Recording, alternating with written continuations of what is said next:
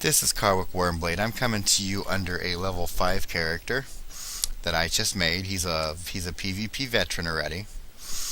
Now, I'm going to explain two different ways of doing this. I'm going to explain a way with crowns and a way without crowns. This is a life character, and as you can see, I have a Lindsay Flame in the background, a warlord dancing. She's on call with us as well. Hi there. And we have another person on call with us, but she's mute at the moment. But we have Lady Roslyn with us as well. This is her house. As you can see, the fish tank. It looks like she has a cool fish. There she is. She's jumping into the picture, somewhat, running around with the sup. Alright, now I'm going to show you guys a couple ways. Now, if you have crowns, the first way I'm going to show you is with crowns. It's being that I'm going to show you the gear set. See, as you can see, I'm 7-0. I'm already a veteran. And this is where you can get your veteran gear. Now, if you have crowns, you can actually go into tournaments, but you need to be level 10. Which I'm going to go level up after this video so I can go join some tournaments so I can get my veteran gear and then go back into PvP. Basically, I use the basics. Like I have the Midsummer's Cow, which you can farm for or you can buy with crowns. You can farm Lord Nightshade for it. I recommend it personally. Jacket of Withstanding. It's another crown item that you can also go farming Lord Nightshade for. Now, I do recommend you farming this character, Lord Nightshade, with a higher level character. And then we have the Footgear of Malediction. Now, the Footgear of Malediction is actually, it's dropped by the Great Troll. You can also get another pair of boots. I can't think of the name offhand. But they're also dropped by Lord Nightshade, and they give you a Guiding Light card. Now, for the staff, you can use either the Ascent staff or the Fog staff if you got it, or you can use a staff that you can use a level 50, the level 5 staff, or level 5 staff, I think, which is 50. But you want to make sure it is an off-school wand, like I'm a life character. And I'm using the Ascent Staff, which is a balanced school wand. You always want to have an off-school wand in case you decide to carry blades in your side deck, which we'll get to here shortly. The Heart Steel it's also a drop, or you can buy it in the Crown Shop. It's a drop from, if I remember correctly, the guy in Cyclops Lane. It's like 250 crowns, you know. So if you can't afford it, you can always go with one that gives you life and mana that you can buy in the bazaar. I have the Ring of Refreshment and the Band of Purpose, as you can see. It just depends on the fighting style I want. Do I want the 2% to pips, or do I want the extra 60 to life? They're both drops as well. Or they can both be bought in the Crown Shop. Now, for pets, I'm going to tell you what kind of pet I do recommend is a double resist pet.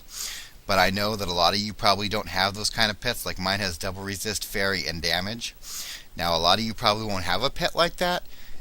You don't have to worry about it. You can use it as long as your pet has some type of healing ability, like, let's say, Sprightly, or Fairy, or Unicorn.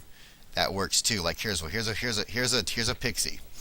You could use even a pixie that has Unicorn, and it gives a life card. You don't need to actually have a pet that gives resist. Like here's another pet that gives the tower, that may cast Tower Shield, and also has resist. And as you can see, Anna said here, Healing Current is awesome. Healing Current's another good ability that's nice to have too.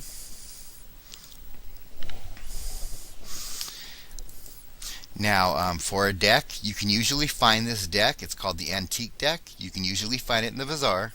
It's a level 5 only deck. It's a drop. It's not a crown item. But if not, you can always get the Pinewood deck, which can be bought at the actual, not at, you can buy it either at the Bazaar, or you can buy it at the card guy in, I don't want to say Old Town, in the shopping district. Now,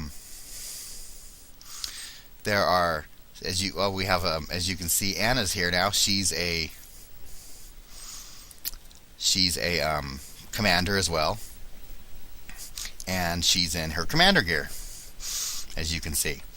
Now, like I said, I'm going for my veteran gear. I'm going to level up and go for my veteran gear. Now, I said I was going to explain to you. Now, if you don't have this gear, or you have the crowns, I would recommend you farm for this gear, because this gear is pretty easy to get. It might take you a little while to get the drops from those bosses, but it is very highly recommended, because that is the best gear you need for level 5 PvP. Now, if, like I said, how I said I was going to level up, well, you don't need to level up. You want to stay at level 5 if you don't have the crowns to join tournaments.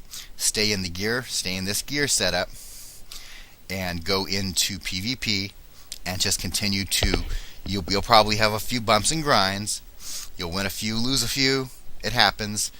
I've just been lucky enough to go undefeated, and two of my, as you can see, Anna and Lindsay, those are two that I've trained. The Watchtower boots are at Nightshade. That's the other pair of boots I was discussing. Remember, I mentioned the boots that had the Guardian Spirit. Yeah, those are the ones you get from Lord Nightshade. Now, you can use those or the ones that I have, and those can also be purchased in the Crown Shop.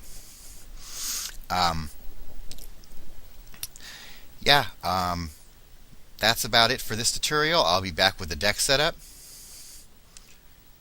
Yes, go into tourneys to get your vet gear, like Lindsay said. That's what I'm going to be doing next. So you would like to go in and get it, because it will actually help you out. See, Lindsay actually has her vet gear.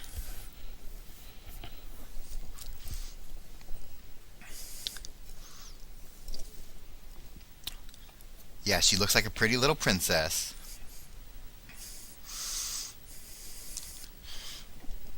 Alright, this is Carwick Wormblade with Lindsay Flame and Anna Dragonheart. Hi. Bye. Saying peace, and we'll be back.